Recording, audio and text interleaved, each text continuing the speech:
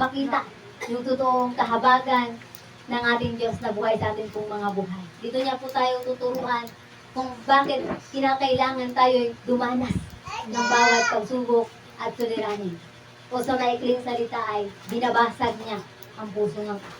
Bakit kailangan mabasag ang puso ng tao? Amen? Kaya samahan niyo po ako upang tuklasin po natin ang salita ng Diyos na tunay nga po na bakit nga ba kailangan na mabasag yung ating mga puso. Bakit kailangan nga ba na tayo'y madapa, masaktan, masugatan? Amen? Kaya dito po ay maunawaan po natin yung kahalagahan na siyang nararapat pala, na siyang karapat-dapat pala na tayo'y mabasag.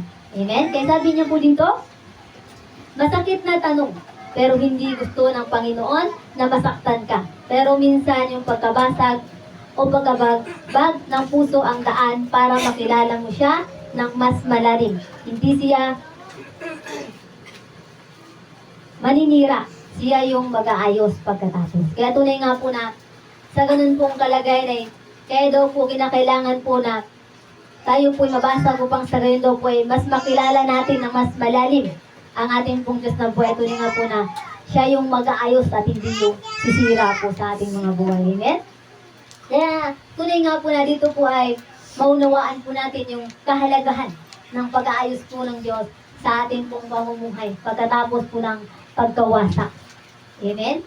Kaya minsan po ay bawat isa po sa atin ay hindi po natin maunawaan kapag tayo po'y nasasaktan, kapag tayo po'y nadadapa, at kapag tayo po'y dumadanas ng bawat suliranin. Amen? Kaya sabi niya nga po dito sa una, sabi niya dito sa una, para matauhan at magpakumbaba.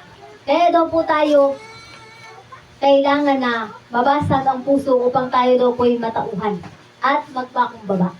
Dahil nga po kapag tayo nga po ay hindi po nababasag ang puso o hindi nasusugatan, ay tunay nga po ay tayo po'y mapagmataas. Amen? At hindi po tayo natatauhan. Tayo po'y tumitingin talaga sa kataas-taasan na para tayong si Satan dinadaig natin si Satan na dinadaig ni Satan ng Diyos. Amen? Yun po yung nangyayari po sa mga taong palalo. Amen? Kaya dahil po naging ganun po yung ating attitude, kaya ang ginawa po ng Diyos ay binabasag niya po tayo. Sa pamagitan po ng pagdadapa, masaktan, amen? Nasusugatan, na parang isang magulang na kapag nasaktan yung kanyang anak, nasugatan yung kanyang anak, siya po'y nandoon nakaalalay. Ganun po yung atin pong Panginoong Jesucristo. Na tunay nga kapag tayo po'y nadadapa at nasusugatan, ay tunay nga po na nangtuon siya upang nakaalalay. Kaya upang tayo po'y matutong magpapakumbaba, ay tayo po'y kanya pong binabasag. Tinuturuan niya po tayo upang tayo po'y mabasag. Kaya sabi niya po dito sa mga awit, chapter 51, verse 17, sabi niya, ang handog ko, O Diyos, na karapat-dapat ay ang pagpapakumbaba, pusong mapagtapat. Kaya tunay nga po na ang handog daw po sa atin ng Diyos ay karapat-dapat at pagpapakumbabang puso na tunay nga po na mapagtapat. Kaya tunay nga po na hinandugan tayo ng Diyos ng puso, siya'y karapat-dapat. Kaya dahil po sa ganun pong kalagayan, tayo po'y natatauhan, tayo po'y bibigyan niya ng puso na meron pong pagpapakumbaba at meron pong katapatan, mapagtapat sa kanya pong harapan. Amen? Kaya tunay nga po na sa ganun po ay ibig sabihin daw po nun, sabi po niya dito, ibig sabihin, yung basag na puso ay isang sacrifice na pinakamahalaga sa Panginoon pagkadurog, kapag durog ka na, doon ka titigil sa pagiging matigas ang ulo. Doon ka magsasabi ng Panginoon, ikaw na. Kaya tunay nga po na kapag tayo po ay andun po talaga sa kalagayan na hindi na natin kaya, doon po talaga masasabi na pinaubayan natin sa Diyos. Pero kapag dumating tayo sa punto na nagmamataas po tayo, doon po natin sinasabi na kaya ko to. Amen? Kahit hindi mo na kaya, nadadapa ka na, natitisod ka na, sinasabi mo pa rin sa iyong sarili na kaya mo pa rin. ayaw mo pa rin hingin yung tulong ng Diyos. Kasi ang gusto mo, ikaw lang. Amen? Pero kapag ikaw ay hindi mo na kinakaya, talaga namang sobrang-sobra na yung sakit at bigati, ikaw ngayon ay magsasabi na, Panginoon, ikaw na. Amen? Doon ka na magsasabing, pinapaubaya ko na sa'yo, Panginoon. Amen? Kaya minsan nandoon yung pagmamataas na tunay nga po na pinapakita natin sa Diyos na nagmamataas tayo sa Diyos. Hindi tayo nagpapasakop. Nang pagpapasakop po yun sa salitang hindi ka nagpapasakop ni kanino man. Amen? Dahil ang tangi mo lamang pinapanindigan at pinapaniwalaan ay ang iyong sarili. Amen? Natunay nga po na ganun kalaki ang tingin mo sa iyong sarili. Na akala mo ikaya mo talaga. Amen? Kaya dahil sa ganung kalagayan na nakita ng Diyos, ikaw ngayon ay kanyang binabasag upang ikaw ngayon ay matauhan at matutong magpapakumbaba. Dahil kapag hindi niya yung gagawin, hindi mo gagawin magpapakumbaba. At hindi ka magigising sa katotohanan na kung wala ang Diyos, ay wala ka. Amen po ba? Amen. Amen. Dahil nangyayari po kasi sa tao, iniisip niya, kahit wala kayong lahat, kaya ko. Ganun po nangyayari sa tao Kapag nagmamataas na, basta may pera lang siya, may kinakain siya, bahala kayo. Basta kahit wala kayo, kaya ko. Yun yung nangyayari sa tao. Pero in the spot, nakalimutan ng tao na kung wala ang Diyos, wala siya ngayon sa mundo nito. Wala siya ngayong hininga. Wala siya ngayong buhay. Amen? Yun yung nakalimutan ng tao ang kanyang pagkakautang sa ating pong Diyos na buhay. Utang na kahit kailanman ay hindi kayang bayaran ng sinumang tao. Amen?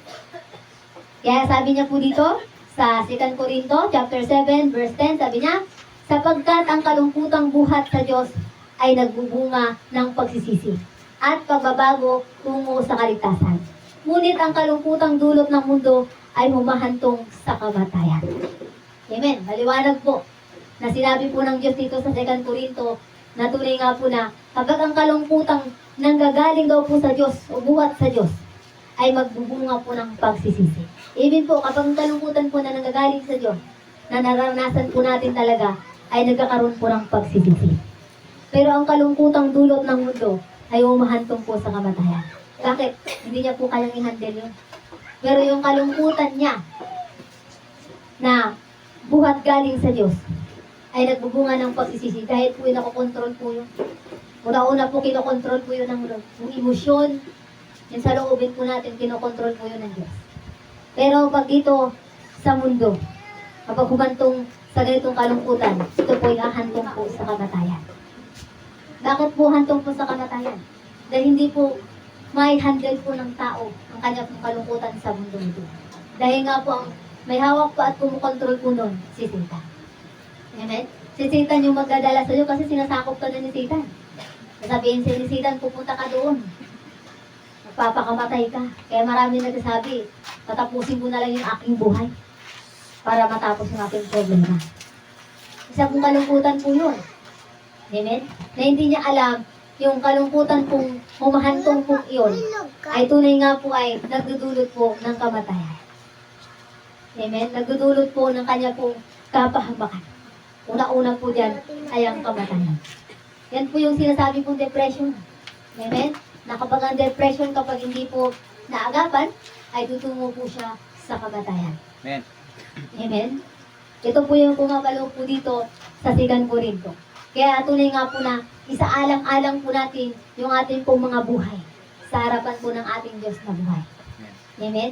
Kaya lagi natin tatandaan kapag tayo humantong po sa kalungkutan, sakit, kapag tayo nasasaktan, bigati na hirap na hirap ka na sa buhay, lagi mong tatanda at lagi mong iisipin na kaya mo yan dinaranas at kaya pinahintulutan niya ng Diyos upang ikaw ay matuto at matauhan. Amen?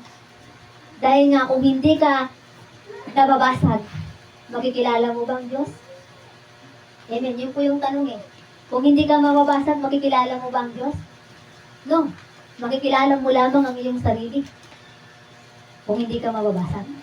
Makikilala mo lang ang sarili mo na nakapaligid sa iyo, yung pera mo, yung kayamanan mo, pero yung nag-iisang Diyos na meron sa mundo, hindi mo makikilala. Amen. Amen po. Dahil nga po, sa ganun pong kalagayan, nais ng Diyos na makilala niya tayo sa pamamagitan ng pagkabasag po natin. Amen? Kaya sabi niya nga po dito sa pangalawa, sabi niya, bakit daw kinakailangan mabasag ang tao? Para matutong umasa sa Diyos, hindi sa tao o bagay. Amen? Kaya daw po kailangan matuto. Kaya daw po kailangan na mabasag daw po ng tao upang siya po'y matutong umasa sa Diyos. At hindi po sa tao o bagay. Amen? Dahil nga po, minsan po ang tao ay hindi na po siya umasa sa Diyos. Umaasa na po siya sa kanyang sarili. Yung po yung sinasabi ko po kanina pa. Na sinasabi niya na bahala kayo. Kaya ko kahit wala kayo. Amen? Nakalimutan ng tao na umasa po sa Diyos. Amen? Nandun siya ngayon umasa sa mga bagay at sa tao. Nakadepende siya sa tao. Ibig sabihin po, kung ano yung sinasabi ng tao, sinusunod niya. Kasi doon na nga po siya nakadepende. Doon na po siya umaasa. Hindi na po doon sa Diyos na nagsasabi at naglikha po ng kanyang buhay. Kaya, yun po yung unawain po natin na huwag tayong mabuhay sa bagay o sa kanino man pa o umasa sa kani-kanino man. Dapat umasa tayo sa Diyos lamang. Dahil marami po sa atin, lalo na po sa mga may kaya po sa buhay, mga mayayaman, hindi naman po lahat ng mayayaman, no? Kaya masakit man talaga, but truth is truth. Amen? Ang katotohanan ang magpapalaya sa iyo. Ito po yung katotohanan sa mga kaya po talaga o sa mga mayayaman. Sila po yung maasa po sa kanilang yaman.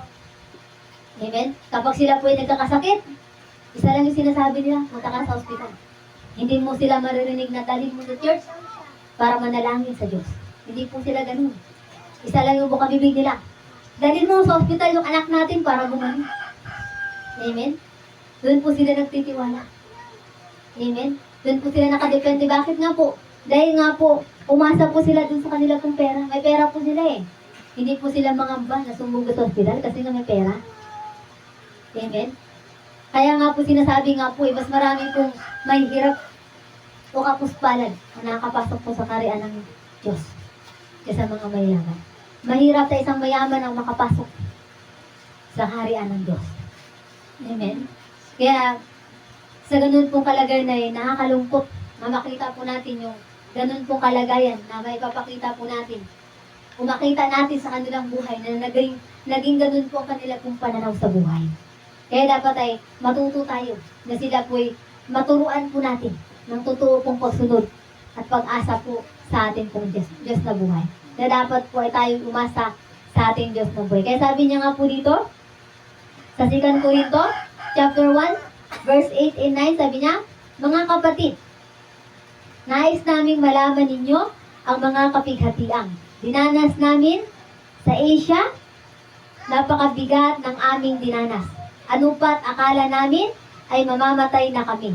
Para kaming hinatulan ng kamatayan, subalit nangyari iyon upang huwag kaming manalig sa aming sarili, kundi sa Diyos na muling bumubuhay sa mga patay.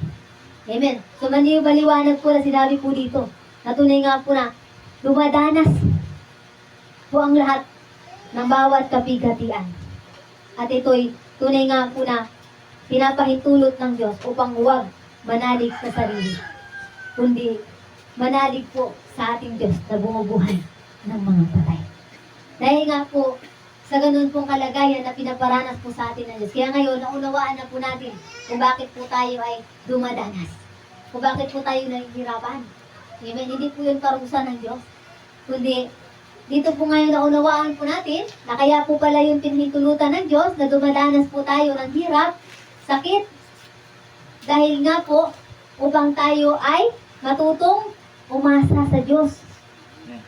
Dahil nga po, ayaw ng Diyos na umasa tayo sa ating mga sarili. Gusto niya, sa Kanya po tayo umasa.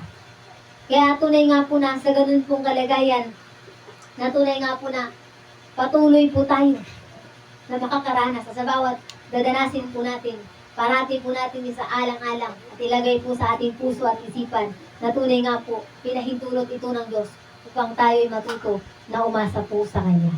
Kaya sabi niya nga po dito, sa Deuteronomio, sabi niya, chapter 8, verse 2 and 3, sabi niya, alalahanin ninyo kung paano niya kayo pinatugbayan sa loob ng 40 taon upang matuto kayong magpakumbaba. Sinubok niya kayo kung susundin ninyo siya. Tinuruan nga kayong magpakumbaba. Kaya tunay nga po na sa ganun pong kalagayan ay tinuruan daw po tayo ng Diyos kung paano po magpakumbaba. Sinabi niya dito na tunay nga po na alalahanin daw po natin kung paano niya tayo pinagpatubayan. Kaya tunay nga po na sa bawat kalagayan po natin, ay tunay nga po na alalahanin po natin yung pagpatubay po sa atin ng Diyos. Na tunay nga po na sa ganun pong kalagayan ay nakita po natin na tunay nga po na ang nais lamang ng siya tayo po ay magpakumbaba. Kaya niya po tayo sinusubok. At upang siya po ay sundin natin. At tinuruan niya tayo upang magpakumbaba. Kaya sabi niya po dito, tinuruan niya kayong magpakumbaba. Ginutom niya kayo bago binigyan ng mana. Isang pagkain hindi ninyo kilala ng inyong mga ninuno. Ginawa niya ito upang ipaunawa sa inyo na ang tao hindi lamang sa tinapay na bubuhay, kundi sa bawat salita na nagmumula sa bibig ni Yahweh. Amen. Kaya tunay nga po na kaya daw po ito pinahintulot ng Diyos na tayo magutom bago niya tayo bigyan upang sa gayon daw po ay upang ipaunawa daw po sa tao o sa ating lahat na kanyang mga anak na tayo daw po hindi lang nabubuhay sa tinapay kundi sa salitang nagmumula sa labi ni Yahweh. Amen? Kaya tunay nga po na sinasabi ko sa iyo pa ulit-ulit na yung salita ng Diyos ay inyo pong isabuhay. Inyo pong ipamuhay. Dahil isa po yung pagkain spiritual sa inyong buhay. Amen? Na kahit wala kayong pagkain sa physical, hindi spiritual, nabubuhay kayo. Dahil nga po sa salita ng Diyos na nanggagaling po sa bibig ni Yahweh. Amen? Maliwanag po ba? Amen? Kaya tunay nga po na iyon po yung atin pong unawain. Na tunay nga po na sa ganun pong kalagayan na pinaunawa po sa atin ng Diyos. Na hindi lamang po tayo nabubuhay sa tinapay, kundi sa salita po niya. Amen? Sa totoo lang po, napakasarap po mabuhay sa salita ng Diyos. Amen? Kasi mabuhay ka sa pagkain. Sa physical. Amen? Amen? Dahil nga po, yung pagkain na kinakain po natin in physical, yan po nilalabas lamang po natin. Pero yung pagkain po natin in the spiritual, yan po ay mabubuhay po sa ating pamumuhay. Yan po ay sisibol sa ating buhay. Amen? Hindi na po mawawala sa atin yan. Maliban na lamang kung ikaw mismo ang magpapahintulot na umalis yan sa'yo. Amen? Kaya, tunay nga po na dito natin maunawaan yung kahalagahan po ng salita ng Diyos. Kung paano natin isaalang-alang at bigyang buhay ang salita ng Diyos. Amen? Kaya sabi niya nga po dito, sa pangatlong sabi niya, bakit daw po kailangan mabasag ang puso ng tao? Para lumalim yung pakikiramay mo sa iba. Amen. Ano po yung tinutukoy po ng Diyos po dito na para lumalim daw po yung pakikiramay po natin sa iba. Lumalim po yung ating po pakikipagrelasyon sa iba. Hindi pakikiramay sa patay, ha? Baka pagkakaunawan niyo, pakikiramay sa patay. Huwag po kayong makiramay sa patay kasi patay na po yun. Hayaan natin yung kapwa patay ang maglibing sa kapatay. Ha? Ang ibig sabihin po dito, na para daw po lumalim yung pakikiramay po natin sa iba. Ibig sabihin yung pakikipagrelasyon natin sa ibang tao. Kaya nga po sabi ng Diyos, preach the gospel. Kailangan natin i-preach ang salita ng Diyos. Kailangan natin ipamahagi ang salita ng Diyos. Paano natin yun ipamahagi? Kung wala tayong totoong relasyon sa bawat tao. Kung hindi tayo marunong makikipagrelasyon sa bawat tao. Amen? Kaya dapat matuto tayo na lumalim yung ating pakikitungo sa lahat po ng tao. Yung malawak, yung pagkakaunawa natin sa bawat kalagayan po ng bawat tao. Amen? Kagaya nga po ng paulit-ulit po sinasabi po sa inyo, lahat po kayong attende dito, hindi po iisa ang inyong mga pag-uugali. Iba-iba ang pag-uugali na meron kayo.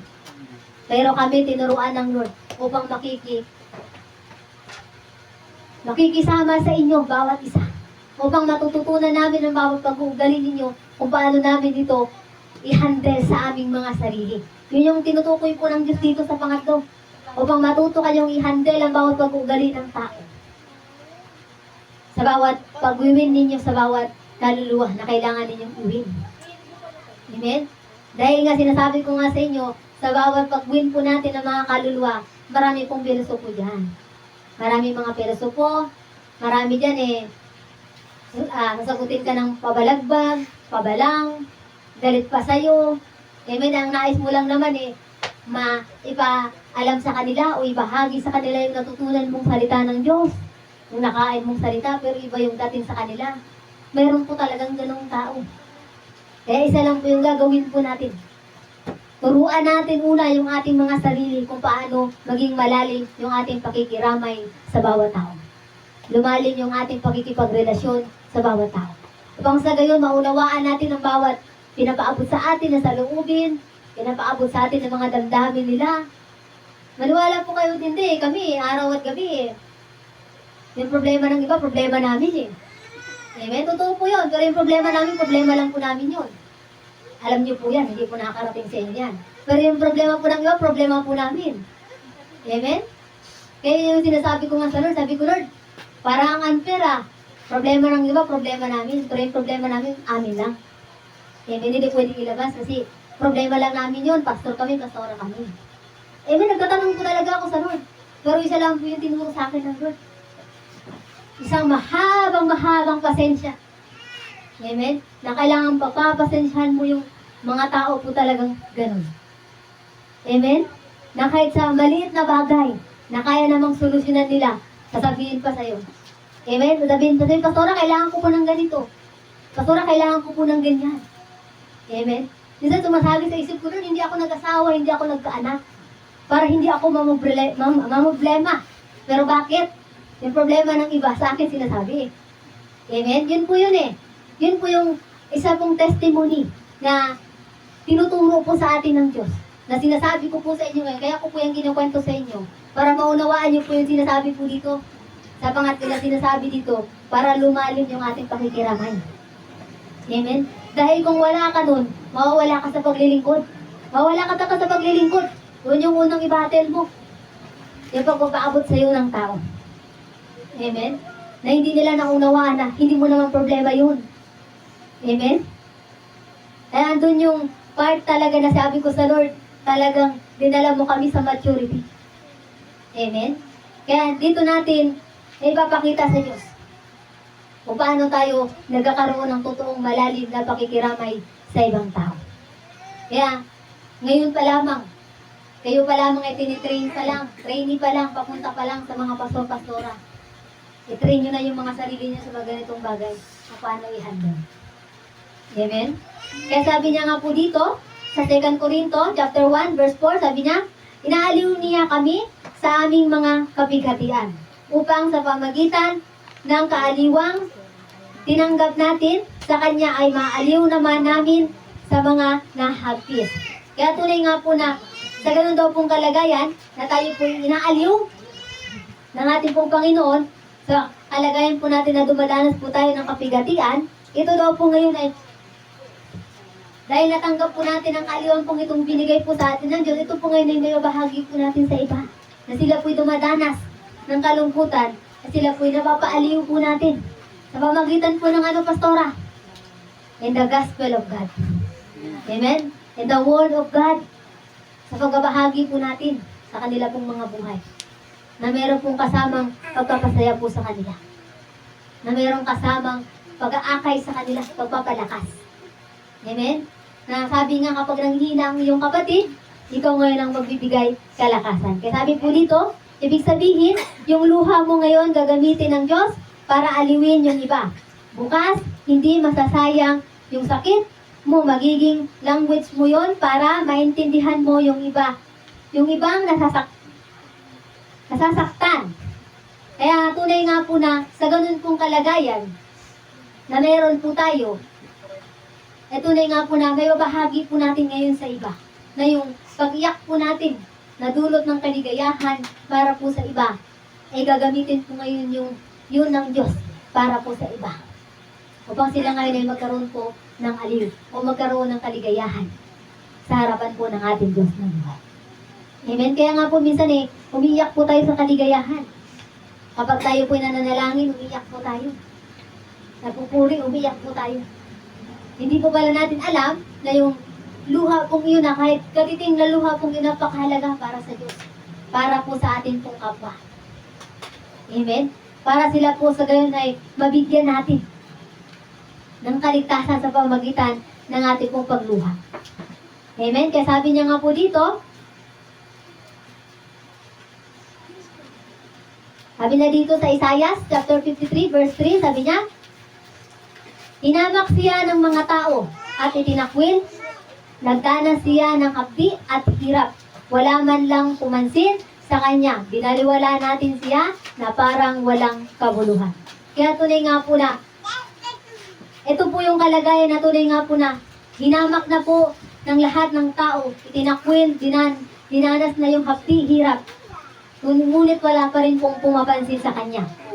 Kaya tunay nga po na, ito po yung pinapaunawa po ng Diyos kung paano po siya nagdanas. Na ngayon po ay pinadanas po ng tao. Na tunay nga po na sa bawat pagdanas po ngayon ng tao, na tunay nga po na tayo po ay nakaalalay.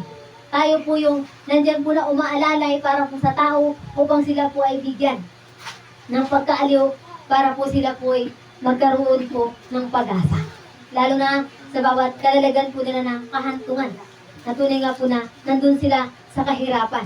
Na tunay nga po na hirap na sila sa bawat buhay na kanila pong dinaranas. Amen? Kaya sabi nga po dito, sa pang-apat, sabi niya, para mahubog ka. Kaya daw po binabasag po natin ang puso mo para daw po ay mahubog ka. Amen? Kaya tunay nga po, upang sa gayon ay mahubog ka, magkaroon ka ngayon ng panibagong buhay. Mula sa pagkawasak, ikaw ngayon ay binubuo ng Diyos. Kaya sabi niya nga po dito sa Jeremiah, chapter 18, verse 4, sabi niya, kapag ang ginagawa niyang palayok ay nasira, hinahalo niyang muli ang putik at hinuhugisan ng panibago. Iyon po yung simbolo nating mga tao bilang mga anak po ng Diyos. Mula po sa pagkawasak o pagkabasag po natin, tayo po'y muling binuo ng Diyos na kagaya po ng isang palayok na hinuhugisan ng panibago upang siya'y maging bago. Amen? Kung natatandaan niyo po yung nung tinuro ko po, matagal ko na pong naituro yun, ang about po dun sa tendera at ng palayok. Amen? Na kung saan po si Jesus ay nagsisimbolo na bilang isang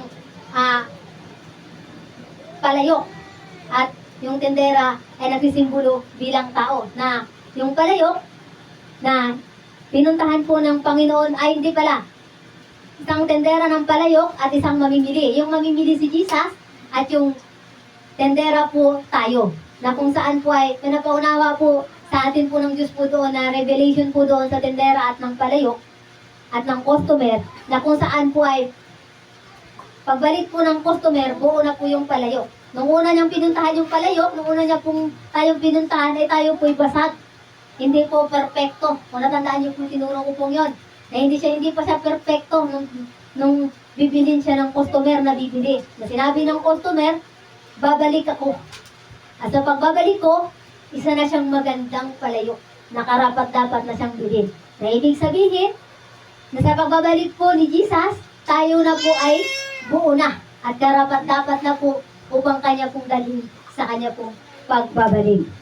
Amen? Natandaan niyo po ba yun? Yun po yung sumisimbolo po rito para po sa pagkahubog dito po sa Jeremiah chapter 18 verse 4.